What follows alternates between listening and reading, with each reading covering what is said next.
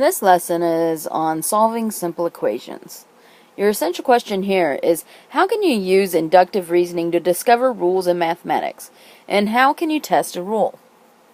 Equations have to balance. Both sides of the equal sign must weigh the same. When you change one side, do the same to the other side so it stays balanced. That's important to remember as we go through this. When we're looking at some of these key ideas, addition, property of equality, adding the same number to each side of an equation produces an equivalent equation. In other words, if we have A equals B, if we add C to both sides, it still remains balanced. Because it's still going to be the same on both sides. They're going to equal each other. And now the same would be true about the subtraction property of equality. If we subtracted C from both A and B, it would still remain balanced. So when we're looking at trying to solve some of these equations, one thing I like to do is I draw a line going down that line, that equals sign there. Let's see if I use a little brighter. Because that's going to tell me that that's where everything has to remain equal. Whatever I do to one side, I have to make sure I do to the other. Now, the way we get rid of things is by doing the inverse operation. That would be things like, with addition, the inverse would be subtraction. Subtraction, the inverse would be addition. Multiply would be divide. And divide would be multiply.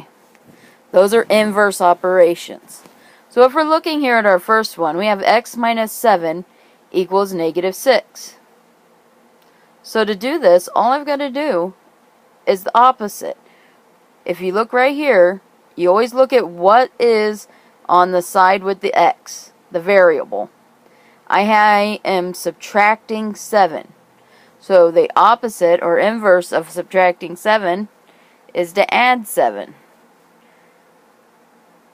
Because if you have 7, the best way to get rid of it, so we're going to subtract it. Add it.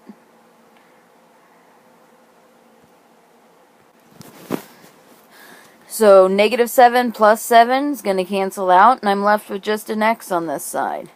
Negative 6 plus 7, remember that's a negative 6 plus 7 when we're adding numbers of different signs. You actually end up subtracting and keeping the sign of the larger number. So this is going to be a positive 7. I'm sorry. I don't know why I even just said that. Negative 6 plus 7 is going to give you a positive 1.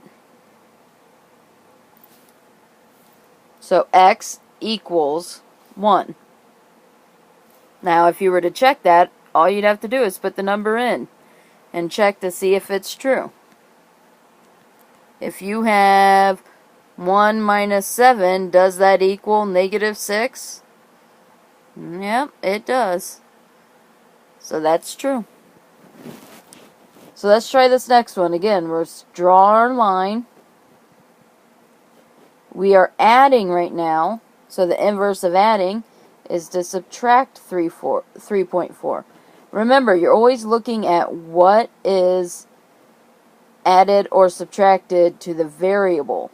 What's being done to the variable, multiply, divide, whatever.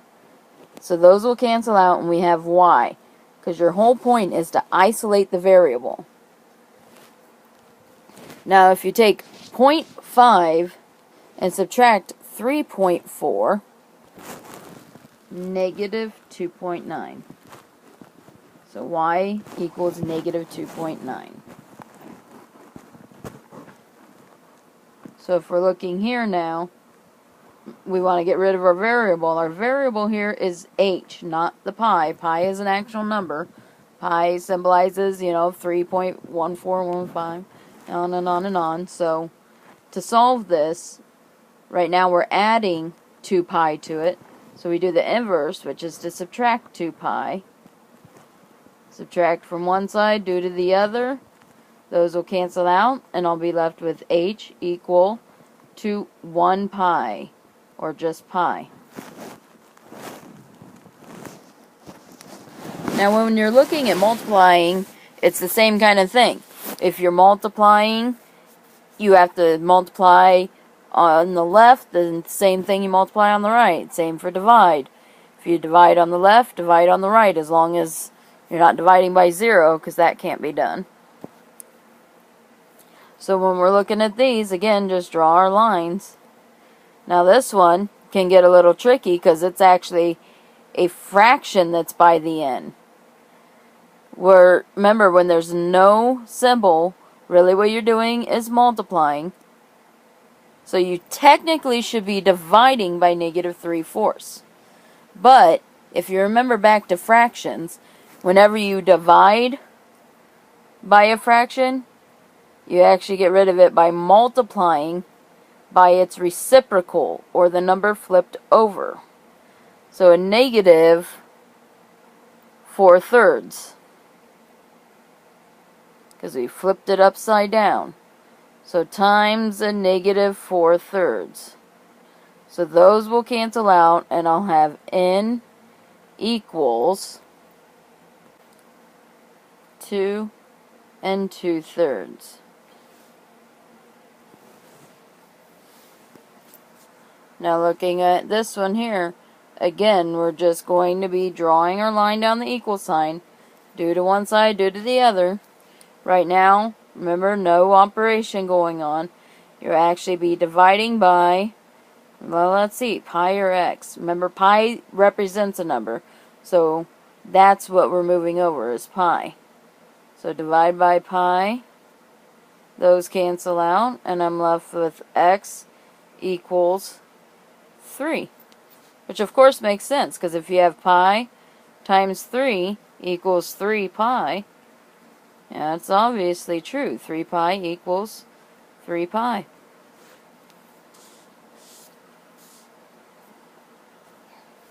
So now looking at this, what value of k is going to make the equation true? So if we're looking at this, we've got k plus 4 divide 0.2 equals 5. First thing I need to do is to simplify. I've got some numbers right here that I could be simplifying. This plus 4 divide 0.2, that's actually going to be k plus 20, and I can do that first because remember, you multiply divide first, equals 5. So now I can just finish this out by drawing my line here. I'm adding 20, so I need to subtract 20. Those cancel out, and I get k equals a -15. So your answer is right here, is A, -15. So now let's look at a real life application. The melting point of a solid is the temperature at which the solid becomes a liquid. The melting point of bromine is 1/30th of the melting point of nitrogen. Write and solve an equation to find the melting point of nitrogen. Well, if you notice down here, that's given to us that the melting point of bromine is -7 degrees Celsius.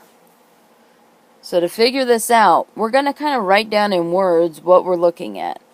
The melting point of bromine is 1/30th of the melting point of nitrogen. So how are we going to solve this?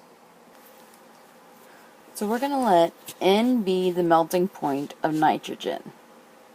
So if we're looking at our equation now, the melting point of bromine, which we know from over here, is -7. Then we know the word is, shows an equal sign, 1/30th of the melting point of nitrogen, which we have just said is N. So we've got -7 is equal to 1/30th times N.